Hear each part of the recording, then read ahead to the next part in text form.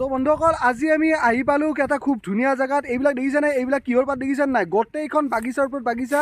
আৰু এই ভিডিঅ'টো ববিতাৰ পেজত ধুনীয়াকৈ আপলোড হ'ব, ঠিক আছে। আৰু এই মানে কি নতুনকৈ ষ্টাৰ্ট কৰিছেতো, মোৰ ফালৰ পৰা নিজে দাদা হিচাপত যিখিনি পাৰোঁ হেল্প কৰি দিছোঁ মই। আৰু এইখিনি চাওক মই কি ধুনীয়া। এইবিলাক কি হয়? এই মুখেদি কয়, ইয়াত মুখেদি ল'ব লগা হয়। এইবিলাক ধুনীয়াকৈ চাহপাত, ঠিক আছে।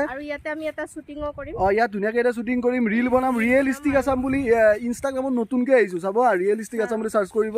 জাষ্ট এতিয়াৰ পৰা নতুনকৈ দি গৈ আছোঁ ভিডিঅ'বিলাক, আপোনালোকে ছাপোৰ্ট কৰি যাব লাগিব। চাওক কিমান লাম্বা গছ, চাওক কেনে লাগিছে, গছডাল কেনে লাগিছে, বাহ লাম্বা। দেচোন তই ৰিল এটা বনাই দে। বাহ একদম মজা। এই গানটো যেতিয়া ফিল্টাৰ লগাই পেলাই ৰিল দিব ন, তেতিয়াতো পুৰা ফাটি যাব ভাই। চাওক ইমান ধুনীয়া জেগা, ইমান ধুনীয়া প্লেচ, চাৰিওপিনে কেৱল চাহ গছ।